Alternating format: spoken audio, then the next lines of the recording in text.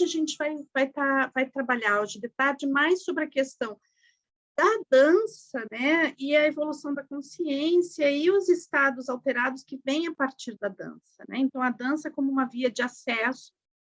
Hoje de manhã eu falei que a gente, que é uma coisa tradicional de alguns povos, de algumas práticas, né, a ingestão de substâncias para gerar estados alterados. E uma das coisas que o Rolando foi descobrindo através da prática da biodança e também de alguns estudos de neurofisiologia e também de outras práticas que têm a ver com a dança e não especificamente com substâncias, né? Foi que nosso corpo, né, ele é capaz de produzir as substâncias que alteram a percepção, que alteram, que amplificam a percepção, ele produz essas substâncias, e algumas danças, elas possibilitam que se libere esse tipo de substância e que isso possibilita, né, a ampliação do estado de consciência. Claro, isso não é exclusividade da dança, é uma coisa do viver, né? É uma coisa que acontece em algumas situações da nossa existência, mas a dança, depende do tipo de dança, em que contexto ela se coloca, ela é um facilitador muito importante dessa alteração de estado de consciência, tanto a dança quanto a música, o canto também. Então, e daí... Oi, diga. Não está no modo apresentação. Não? Tá aparecendo. Não. Que estranho. Vocês não estão vendo?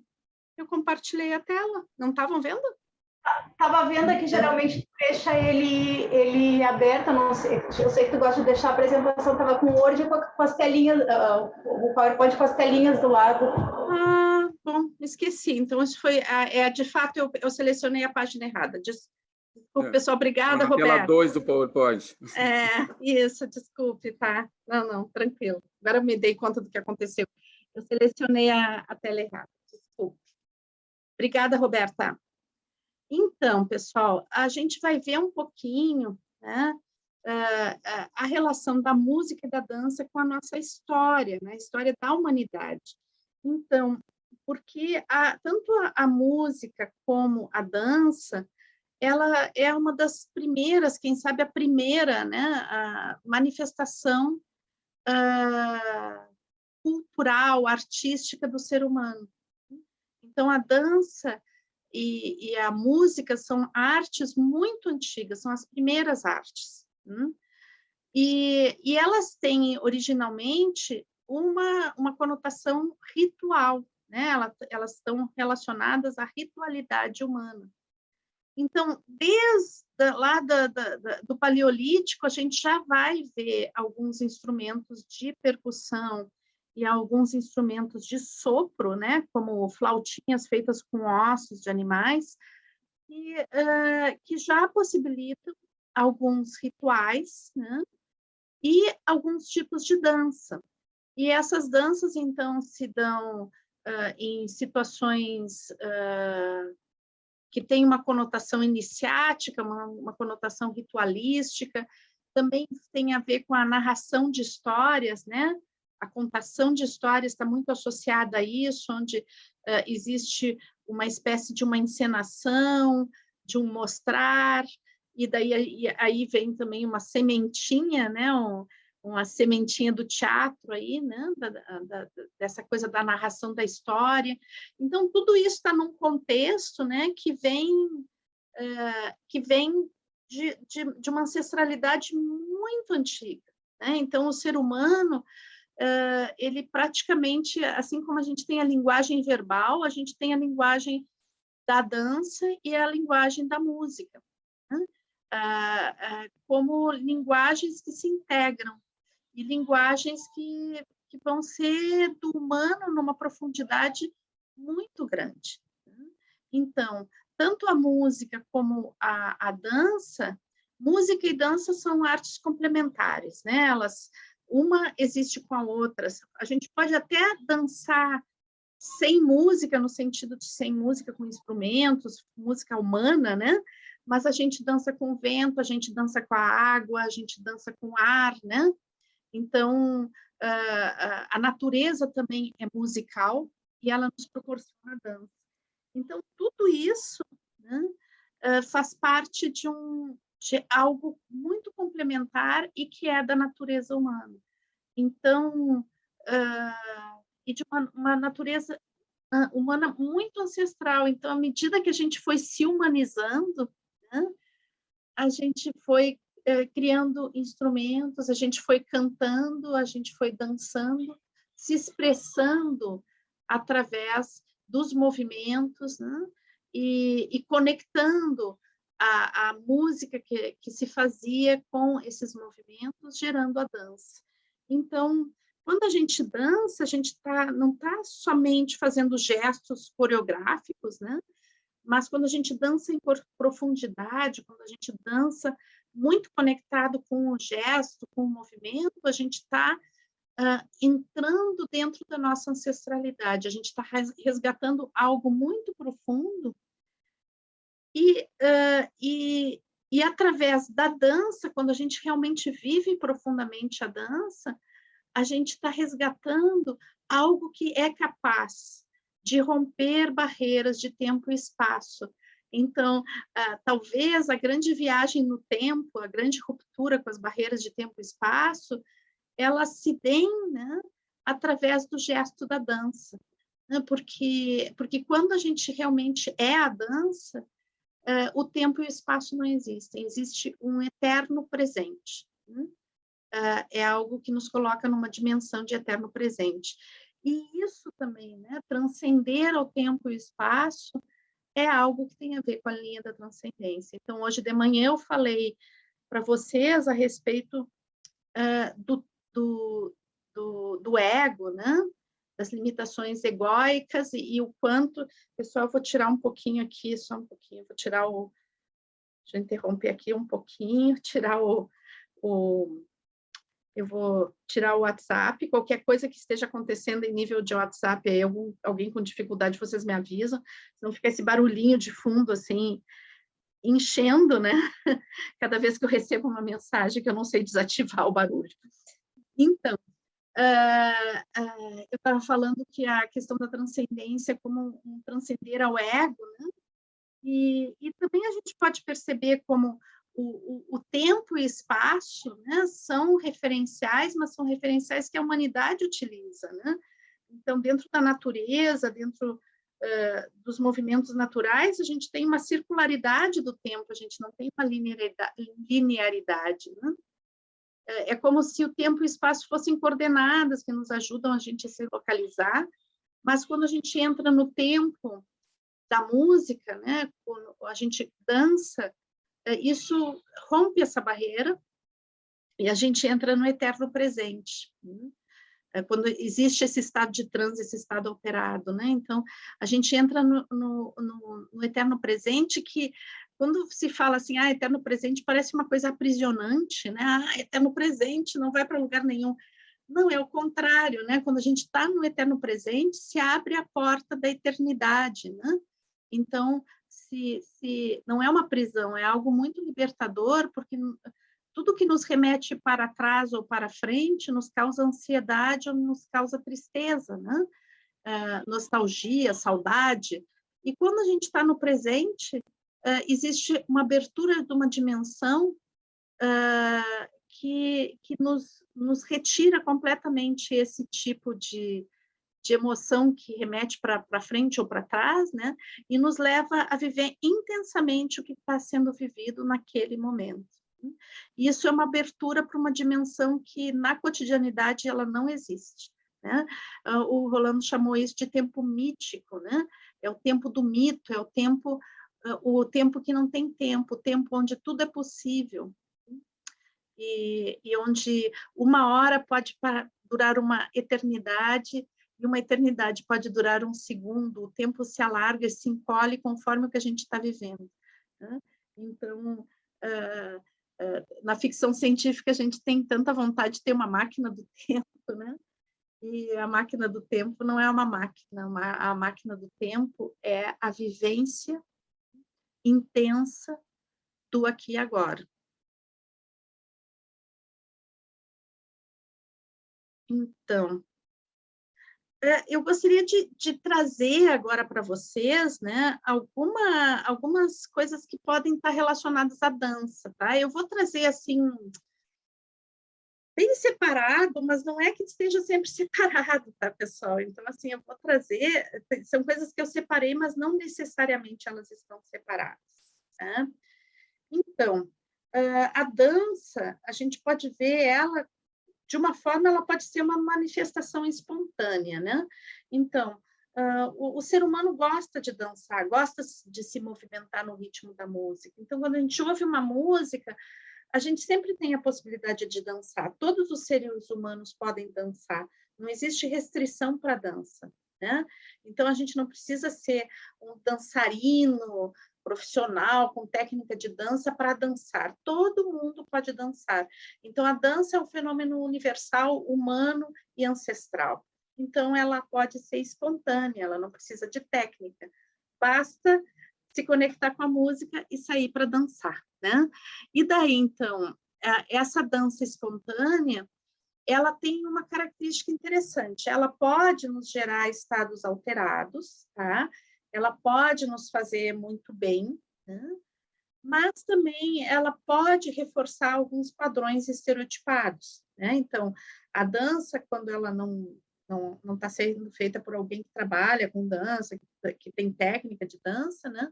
Ela pode se gerar espontaneamente, mas associado ao tipo de música que a gente dança, né? Ela pode gerar uma experiência de muita integração ou de muita dissociação. Então, existem músicas, e aí tem toda a questão, a gente vai ver o ano que vem, a questão da semântica musical, música em biodança e semântica musical, são 2 módulos que estão para o ano que vem, né? Onde a gente vai ver que existem músicas que elas são orgânicas, né? Que é o tipo de música que a gente usa em biodança, que tem algumas características que nos levam, né? Que depois vocês vão entender isso mais tarde, que nos levam a sentir o movimento como integrado, nos levam a estar mais em contato com a organicidade do movimento, né? São músicas que refazem, que tem o pulsar do batimento cardíaco, o rítmico, né? Elas trazem o batimento cardíaco, elas trazem os movimentos da natureza, como o movimento fluido do vento, né? Nos trazem uma série de características que, quando a gente dança essas músicas, elas nos favorecem a uma coisa de integração corporal, né? E depois tem algumas outras músicas que elas são bem impactadas pelo espírito da época, né? Então, são músicas, por exemplo, dentro da nossa época, a gente pode ver músicas muito mecânicas, né? Feitas não por instrumentistas, mas por computadores, que têm batidas que não são orgânicas, tipos de ritmos que não são orgânicos, né? Que lembram mais o movimento das máquinas, né? E, em geral, dançar estas danças, elas nos afastam da integração, né? Então, tornam os nossos movimentos mais mecanizados, né? E, bom, a gente pode ver, assim, que, inclusive, o afastamento da música, porque, geralmente, a música que é feita pelo ser humano, ela tem um aspecto orgânico, na maioria das vezes, né? Porque é um organismo produzindo o som, né? Quando a gente tem uma música feita por máquinas, então isso pode se romper, né? É claro que a gente pode programar a máquina para produzir sons mais semelhantes ao orgânico, né? Mas também podemos programar a máquina, né, o computador, a fazer sons que estão muito afastados daquele som orgânico e que trazem mais o som mecânico, né? O som da civilização, o som das máquinas, o som da pressa, o som dos carros, o som dos aviões, e isso vai nos levando a vivenciar esse tipo de movimento que está mais relacionado ao mecânico, né? Então, em biodança, a gente busca a conexão com essa música mais feita pelo ser humano, que não são todas que são orgânicas também, mas que na maioria das vezes é orgânico, se afastar das músicas que não têm esse caráter orgânico, com algumas exceções que são muito bem trabalhadas, né? Mas percebendo que todas as músicas, de alguma forma, quando a gente se entrega a dançá-las, a gente gera um estado de transe, né? Então, toda vez que a gente se entrega a uma dança com a absoluta entrega mesmo, vive no aqui e agora daquela dança, o que acontece é que existe uma alteração de estado de consciência. Quando a música é mecânica, nos induz a um movimento mecânico, o que acontece é que a identidade, nesse estado, ela se fragmenta ainda mais. Tá? Então, pode provocar maior fragmentação quando a música não é adequada. As músicas têm... Música em biodança é muito estudado, tá? E tem que ser músicas adequadas. Não pode ser qualquer música, porque senão gera mais fragmentação, que é tudo que a gente não quer, né? Então, depois a música, ela é também expressão artística, né? Então, ela é expressão cultural, artística, ela é arte, né? Ela passa mensagens, ela é algo que tem 1000 formas de expressão, né? Então, tem 1000 escolas, tem 1000 épocas, como toda a história da arte, né? Ela vai trazer também a dança, ela traz também o espírito da sua época, né? E ela vai falar muito do espírito da época. O movimento do dançarino, ele vai falar do espírito da época. A dança teve, por muito tempo, uma influência, né, de um espírito apolíneo, que tem muito a ver com o iluminismo, né? Então, aquela dança onde o corpo é controlado pela técnica, né? A técnica, ela tem um aspecto estético muito forte, e o movimento ele está muito trabalhado tecnicamente para expressar algo muito preciso. No século XX, teve várias escolas de dança, né, que vão romper com isso e trazer um renascimento de Dionísio aí, né, um retomar de uma dança mais ligada à natureza, à expressividade espontânea. Então, mas a gente vai ver a dança como uma expressão artística muito importante, né? Uma expressão, uma arte que é muito significativa, né? E que eu acredito, isso é uma coisa que eu acredito, né? Que todo dançarino, quando ele realmente, a pessoa que trabalha com dança, né? Quando ela realmente se entrega à dança e ela consegue dominar a tal ponto a técnica que isso rompe com a estrutura rígida e leva ela a se entregar, porque ela domina completamente, ela atinge os estados alterados também. Tá? Eu acredito nisso, claro. Eu não tenho essa vivência, porque eu não domino nenhuma técnica de dança, né? Meu trabalho com biodança não envolve técnica de dança, mas eu acredito, como todas as coisas técnicas, né? Quando a gente é maestro em algo e domina tão bem algo, a gente daí atinge a possibilidade de se entregar profundamente àquilo e viver com paixão, né? Daí, independente se é apolíneo, se é dionisíaco, a vivência acontece. Né?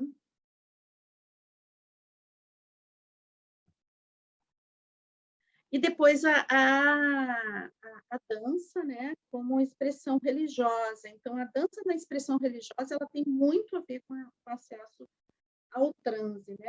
A dança utilizada como acesso ao transe.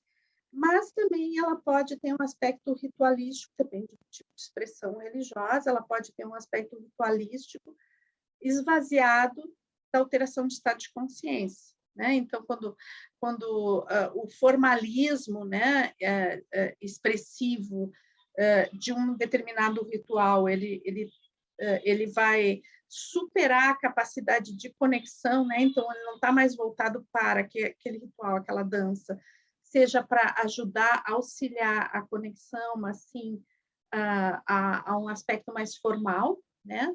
O ritual esvaziado, então daí não vai dar acesso a esse estado de consciência, né?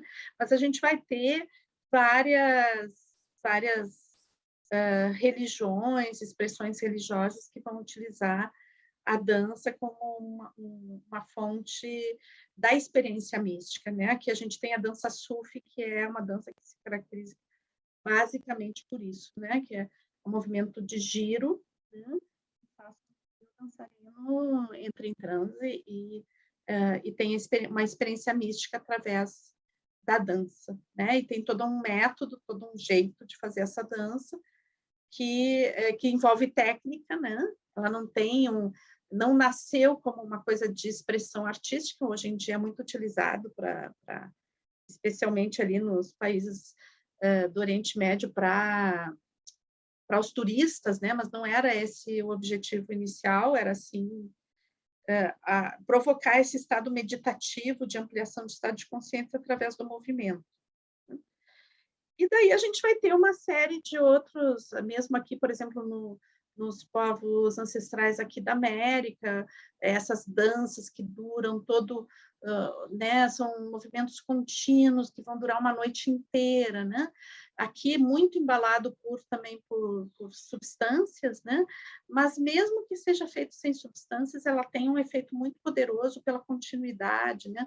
Por tudo aquilo que eu falei que a dança, essa continuidade, né, que vai chegando quase como uma exaustão, ele vai gerando uma série de hormônios e neurotransmissores que alteram o estado de consciência. Então, a dança, ela é, né, independente da forma, que eu listei algumas formas de que a gente dança, né? Mas ela é, antes de tudo, um alterador de estado de consciência, né? Então, é super importante a gente se dar conta disso, que a gente necessita disso, né? A gente necessita de transcendência, pessoal. Isso é uma necessidade humana. Quando a gente fala de linhas de vivência, né, que eu tinha falado na apresentação anterior, vitalidade, sexualidade, criatividade, afetividade e transcendência são as 5 linhas de vivência da biodança. A gente tá falando de experiências, né, de vivências que a gente tem quando está vivendo, né? Vivência é isso, é viver no aqui e agora, nesse momento, com intenso compromisso emocional com o que está sendo vivido. Mas ele também, as linhas de vivência, essa expressão, ela fala de necessidades, né? De uma base biológica essencial. Então, cada uma das linhas de vivência, ela tem uma base biológica essencial. Quando a gente fala de vitalidade, a gente fala da necessidade que a gente tem como seres humanos, de autorregulação, entre sono e vigília, a necessidade de água, a necessidade de alimentos, né? Então, de toda uma autorregulação nesse sentido, a gente está falando disso, né? Sem o qual a gente não poderia viver, é um alimento. Né? Quando a gente está falando de sexualidade, a gente está falando de desejo, de prazer, que são coisas super importantes, são vínculos essenciais para a vida. Se a gente não tem prazer de viver, a coisa complica muito, a gente deseja coisas que são muito profundas, né? Que é claro que a sociedade de consumo ela manipula o desejo para dar um viés a esse desejo que não é o original, mas o desejo original ele é algo muito importante que tem a ver com a sobrevivência, né? Então a gente deseja coisas que são essenciais para a gente, né? Depois a sociedade de consumo dá uma manipulada nisso, mas é muito importante reconectar com esse original, né? Daí depois, dentro da criatividade, a gente está falando da questão da expressão, né? Da inspiração e da expressão. Todos nós temos necessidades de trazer algo de dentro de nós para o mundo. A gente tem a necessidade de transformar as coisas com as quais a gente vive. O ser humano não é feito, não existe para repetir eternamente a mesma coisa, né? Nós, biologicamente, não somos formados para isso. Então, quando a gente trabalha a linha da criatividade, a gente está trabalhando justamente essa necessidade humana de expressão e de transformação, de ser criador, né? de transformar a realidade. Nós somos movidos por uma curiosidade, né? Por uma vontade de interagir, que é uma característica dos mamíferos, né? Mas que no ser humano é exacerbado, isso é uma coisa fantástica, né? Então, é uma necessidade, não é uma bobagem, é uma necessidade profunda. Todo ser humano necessita ter a capacidade de transformar e também de se expressar. Depois a gente vai falar de outra necessidade que inclusive o Rolando coloca como central, né? Como todas as linhas de vivência, cercando essa necessidade, que é a necessidade de afeto, de amor, que é a afetividade, né? Então, que o ser humano é uma espécie que necessita, para ser humano, né? Conforme diz o Maturana e o Varela, né? Dentro do livro Árvore do Conhecimento, um ser humano que não contata com outros seres humanos, ele não consegue desenvolver a própria humanidade, ele se transforma em outra coisa, né? Então, nós necessitamos do contato humano e nós necessitamos que esse contato seja doce, afetivo, acolhente, né? Porque senão a gente vai se transformando em algo que vai se distanciando da humanidade, né? Então, é um alimento essencial. E falando, né, dessas linhas de vivência enquanto alimentos, enquanto essencialidade, enquanto coisas que a gente necessita, uma coisa que a gente não se dá conta, às vezes, é que nós somos seres que necessitamos transcendência, né? Então, o que significa isso? A gente necessita profundamente uma conexão profunda com a totalidade. Nós necessitamos profundamente sentir que estamos conectados com o todo. E por isso que o ser humano cria as religiões, né? Por isso que, diante da banalização dos rituais e das religiões e do sentido profundo que elas poderiam trazer, né? À medida que, historicamente, a gente vai se distanciando disso, cada vez mais vamos desenvolvendo adições, né? Vamos desenvolvendo, nos mergulhando na utilização de substâncias para buscar essa alteração de estado de consciência. Nós necessitamos isso. Então, a gente pode ver que muitas dessas alterações de estado de consciência são via substâncias, né? Que algumas substâncias elas não são exatamente vistas dentro da teoria de biodança como algo terrível, né? Dentro de biodança, a gente vê como a dança como geração, como capacidade de geração de substâncias internas, ou seja, hormônios e neurotransmissores que as músicas provocam e os movimentos provocam, que alteram o estado de consciência. Mas existem substâncias que a gente chama de enteógenos, né? E que são substâncias, enteógeno quer dizer substância que te coloca em contato com Deus, né? Interessante a etimologia dessa palavra. Então, existem substâncias que elas, assim, ao longo da história da humanidade, elas foram utilizadas no nível ritual, não banal, né? Para buscar esse contato com essa conexão, né? Com a totalidade. E isso é uma necessidade humana. Então, bom, é uma forma que muitos grupos humanos acharam para ampliar essa conexão, né? Então, substâncias como peiote, como LSD, como aqui que se chama, como é agora me faltou essa, como é essa substância que se usa aqui no Brasil? Agora me faltou, que coisa mais incrível. Ayahuasca? Ayahuasca, isso, ayahuasca, né?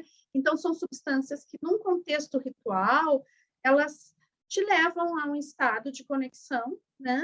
E que não é uma coisa ruim, né? O problema das substâncias é a banalização da utilização delas, né? Porque, como são substâncias que elas alteram o estado de consciência, e elas estão ligadas a uma vivência humana, né? Elas te dão acesso a um estado de consciência, um conhecimento que às vezes, bom, o primeiro ponto é se a gente está no ponto exato para poder ter essa experiência, né? Então, porque através da dança a gente consegue ter esse tipo de experiência muito orgânica, porque o organismo vai secretar as substâncias que ele consegue abarcar. Então, não existe uma overdose de qualquer hormônio que a gente possa ser. Se é feito numa estrutura orgânica a dança, a gente não tem o perigo de romper, né? E ter percepções que a gente não tem condições de abarcar. Quando a gente utiliza as substâncias, isso pode acontecer, tá? Então, a pessoa ter, como se chama no consumo do LSD, o bad trip, né? Ou entrar em contato com conteúdos que a pessoa não tem condição de abarcar aquilo, né? Ter uma viagem muito forte, que pode, inclusive, depende do tipo de experiência que a pessoa tem, pode, quando é utilizada sem cuidado esse tipo de substância, pode, inclusive, psicotizar a pessoa. Tá? Não estou falando que quem usa o ayahuasca ou qualquer outro tipo de substância vai psicotizar, que essas substâncias vão psicotizar, não é isso que eu estou falando. Mas que se a pessoa tem uma vulnerabilidade, isso não é feito com cuidado, pode sim abrir uma porta que a pessoa não está em condições de abrir. Tá? Então, é nesse sentido que eu estou colocando. Mas são substâncias válidas, né? São substâncias que podem te conduzir a uma experiência. O problema é que muitas dessas substâncias, né, elas também caem nas mãos, né? Algumas delas caem nas mãos do tráfico, do crime, coisa, e daí ela vem com uma egrégora, com uma coisa horrível, né? Horrível. E daí não é legal, pessoal, não é legal porque vocês se abrem para uma coisa que não tem por que contatar com isso, né? Não tem por que entrar nessa onda, né? E daí, então, acho que a opção da dança, né? É uma opção bem legal, bem tranquila, né? E que pode nos levar a estados de muita conexão. Para vocês terem ideia de onde vem isso, né? O Rolando, ele fez parte da equipe, né? Que nos anos 60 pesquisava o LSD, né? Então, nos anos 60, o LSD não era uma substância considerada ilegal, né? E ela foi utilizada para promover estados alterados de consciência sob pesquisa, né? Então, se dava para alguns pesquisadores em várias universidades, em vários lugares do mundo, LSD para que eles pesquisassem os efeitos com pacientes, né? E o Rolando fazia parte dessa pesquisa. E ele mesmo utilizou o LSD. Deixa eu dar um golinho de água aqui que está faltando. E ele teve experiências de ampliação de estado de consciência, inclusive a gente supõe, né, que a intuição a respeito da biodança veio dessas experiências, né? Claro que ele já tinha uma predisposição, mas se acredita que venha, através dessa experiência mística dele, venha também a intuição sobre a biodança. Eu tenho que beber mais água, está me secando a garganta.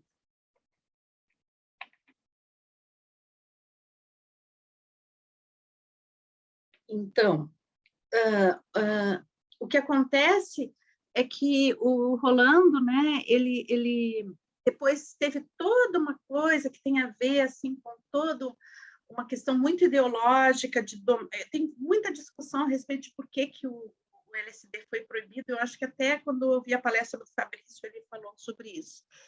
Então, em determinado momento, se corta essa linha de pesquisa e se considera o LSD uma droga ilegal, tá?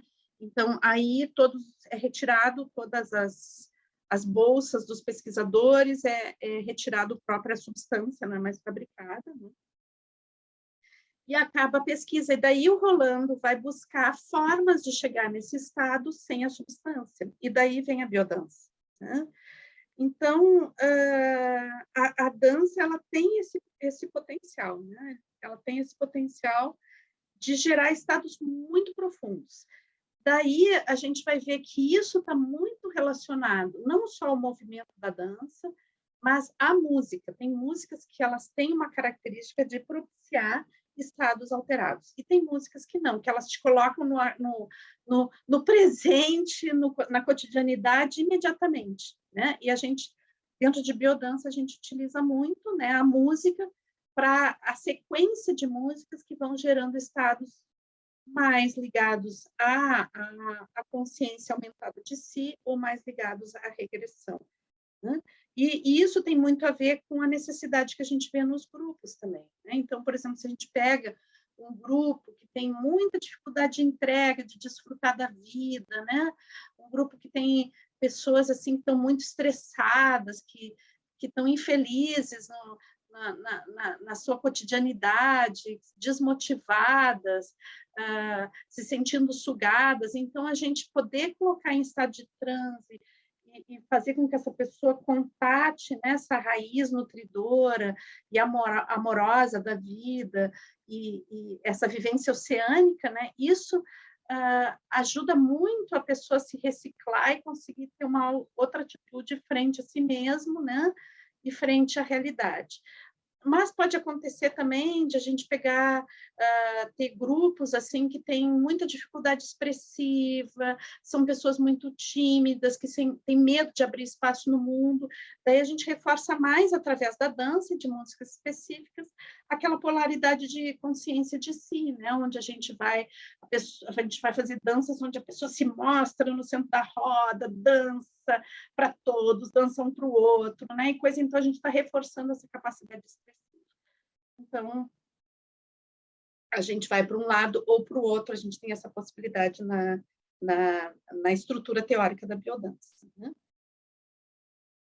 E daí aqui uma coisa que eu já falei, né? Então, que a dança ela vai propiciar dança, depende do tipo de música, da situação grupal que se gera, de como ela é feita, ela pode gerar transes integrativos, né? Ou seja, um estado de harmonia, de entrega, de conexão com a totalidade muito profundo, ou pode gerar estados dissociativos, aumentar a angústia, pode gerar mecanização, afastamento de si mesmo, agressividade, né? Então tem músicas assim que elas incitam muito a agressividade, né? Se a gente vê alguns tipos de funk, né? Que eles têm esse movimento muito duro e letras muito agressivas, então é como se ouve aquilo e tu está preparado para matar alguém na frente, né? Não é, estou exagerando, né, pessoal, e não é todo funk que é assim, tem funks que vão ser muito integrativos também, mas a gente vai ter algumas características, né? E que estão, por que são produzidas essas músicas, né? Então tem um viés tanto da música que é produzida para automatizar as pessoas, né? Aquela música que é feita para gerar um transe de automatização, de afastamento, de alienação, e tem aquela música também que tem a ver com os movimentos sociais, que muitas vezes ela é feita para incitar a guerra mesmo, né? O enfrentamento, colocar limite nas coisas, né? Então, muitas vezes elas não vão gerar um movimento integrativo no sentido orgânico, mas elas têm a ver com o contexto social, né? E daí o que acontece muitas vezes, eu acho que é o caso do funk ou outras músicas que têm a ver com esse contexto, né? Esse contexto mais da arte popular, da arte que é feita em comunidades, né? Muitas vezes isso também é apropriado pela mídia, daí a coisa mela completa, né? Porque tem uma música que é original, né? Uma música que tem a ver com a raiz daquele povo, com o sentimento daquele povo, então, mesmo que o movimento seja um pouco dissociativo, agressivo, ela tem um fundamento, e daí vem lá a grande mídia e se apropria disso, faz um processo de cooptação, né? E daí, nesse processo de cooptação, esvazia de sentido e traz somente a agressividade, colocando letras desqualificantes do outro, incentivando a discriminação, o bullying, etc. Né? Então, também tem isso dentro da nossa estrutura social, nesse tecido social, que muitas vezes músicas que vêm de comunidades no sentido que tem uma característica mais assim que soa como uma coisa agressiva, mas que dentro daquele contexto tem um sentido, mas que depois o sistema se apropria, né? E vai cooptar, esvaziar de sentido, utilizar aquilo como mercadoria, né? E daí mais dissociativo fica. Então, a gente tem que cuidar muito com o tipo de música, porque vai resultar na vivência das pessoas, né? E daí, então, o que esse grande sistema, esse Big Data, né, busca, através desses processos de cooptação, é o controle, né? Controle de corpos e mentes, né? E esse controle se dá na base corporal, né? Então, é interessante a gente perceber que não existe só um controle da mente das pessoas, mas esse controle ele parte, né, do controle do movimento. Não existe uma mente presa num corpo livre, isso não existe, né? O corpo livre e a mente livre são duas coisas que não são separadas, elas são a mesma coisa, né? Então, à medida que eu vou criando mentes presas, existe um relativo direto com a corporeidade. Então, a gente tem pessoas mais rígidas, com movimentos mecânicos, né? Com dificuldade de empatizar, etc., com movimentos muito rígidos, movimentos que se afastam da poesia do movimento, porque o movimento tem poesia, né, pessoal? O movimento é algo extremamente poético. E as pessoas vão perdendo acesso a essa poesia e vão perdendo acesso à poesia na própria vida, né? Então, a vida vai ficando seca, ficando mecânica, e a gente não sabe por quê. Daí tu vai ver o jeito que a pessoa se movimenta, é mecânico e seco, né? Quando a gente, através do gesto, faz a pessoa contatar com a poesia do seu movimento, imediatamente existe uma liberação total, né? Não é só nível corporal, né? Quando a pessoa, finalmente, ela acessa a poesia através do movimento, existe uma mente que se libera, né? Que se amplia, novas conexões neurais se fazem e a pessoa amplia. Okay? E daí a gente vai ter essas polaridades, né? Que é as danças apolíneas e as danças dionisíacas. Essa polaridade, né? Então, quem primeiramente falou dessa polaridade foi Nietzsche, né? Um filósofo, mas a gente não vai ver essa polaridade explícita na mitologia grega, que é de onde vêm esses personagens, né? Mas Nietzsche ele conseguiu ver que existe uma contradição entre essas duas energias, né? A apolínea racional, organizada, clara, limpa, solar, né? Lúcida, e o dionisíaco, que ele é enebriado, ele é impulsivo, né? Sem uma forma definida. Então, isso que influencia todas as formas expressivas hoje, né? Essa influência desses dois polos expressivos, ele vai estar muito presente na dança. E, claro, que a partir do iluminismo, a gente vai ter uma influência apolínea brutal na nossa cultura, né? Então, tudo tem que ser medido, controlado, visto à luz da consciência, né? O inconsciente, ele fica no inconsciente porque ele não pode tomar conta, né? E daí e Dionísio é esse deus do vinho, né? É o deus da embriaguez, né? E então ele vai nos falar, essa embriaguez na realidade é o estado alterado de consciência, né? E uma das coisas que é importante a gente conversar quando a gente fala de Apolo e Dionísio, é que o Apolo ele é a lucidez, né? E Dionísio é a embriaguez. Mas tanto a lucidez como a embriaguez são estados diferenciados de relação com o mundo, né? A lucidez ela é super importante para a gente entender o que a gente está vivendo. E a embriaguez é super importante para a gente se atirar no que a gente está vivendo, né? Então, na realidade, são estados complementares. A gente pode, né, fazer uma confusão, e eu falo isso porque é uma confusão que eu fazia, né? Eu sou uma pessoa que que aprecio muito a lucidez, né? Uma grande busca que eu tenho é ter lucidez nas coisas, né? Uma busca existencial minha é ter lucidez. Eu gosto de ter lucidez, né?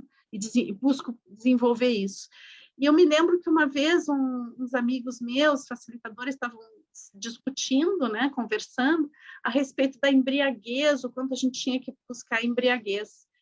E eu digo, não, esses aqui estão loucos, né? Estão loucos completos. Como a gente vai buscar embriaguez, né?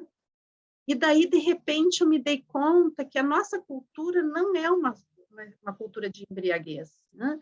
Ela é uma cultura de toxicidade. Então, a gente não pode confundir a embriaguez aqui não como alguém que bebe 1 litro de vinho sozinho e fica bêbado, tá? O embriaguez que eu estou colocando aqui é esse acesso a esse estado alterado de consciência que está representado por Dionísio, né? Então, esse acesso ao dionisíaco é algo super importante na nossa cultura, que a gente perdeu esse contato, a gente buscou uma lucidez que está desvinculada da embriaguez. Então, isso nos faz com que a gente não tenha experiência vivida, corporificada, para poder ser base para o entendimento que está na lucidez, né? E daí, o que acontece? Muitas vezes a gente faz a confusão, né, entre o que nos embriaga, ou seja, o que nos leva a viver profundamente uma experiência, se entregar por uma experiência, com aquilo que nos intoxica. Então, a maioria de nós não está nem lúcido nem embriagado, está intoxicado, né? E essa toxicidade que vai entupindo todos os canais, né, de possibilidade de experiência vivida. Porque quando esses canais se abrem e a gente ousa pulsar lá para a embriaguez, a gente vai reforçar também Apolo, né? Um Apolo mais lúcido porque ele tem a experiência vivida. Então, eles são, na realidade, complementares, né? E daí, o que nós buscamos, né, através da experiência do dançar, né?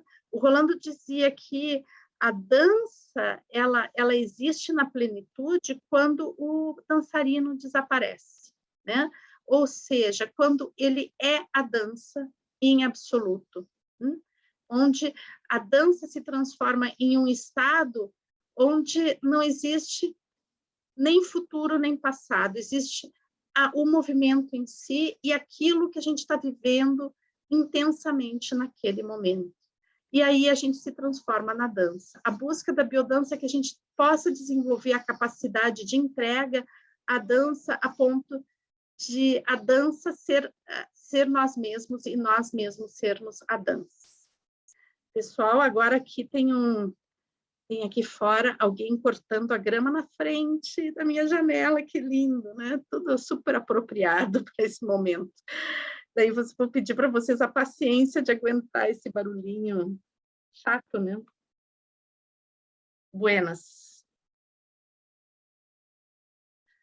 Daí, então, né, nesse contexto, pessoal, a dança, né, ela nos proporciona uma vivência que é a vivência, daí vou voltar lá para o nosso início, né? Que é a vivência quando a gente é a dança, quando a dança, nós vivenciamos no absoluto aqui, agora, o intenso compromisso emocional com aquilo que a gente está dançando, sem se deixar levar por conceitualização daquela dança, mas simplesmente vivendo ela, né?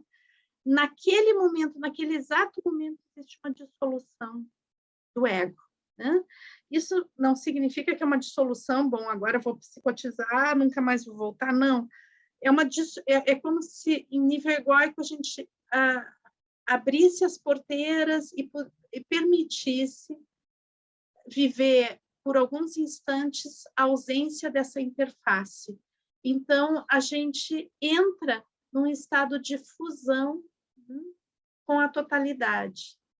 Isso, à medida que a dança vai finalizando e a gente vai finalizando aquela experiência, e geralmente esse tipo de experiência são rápidas, né?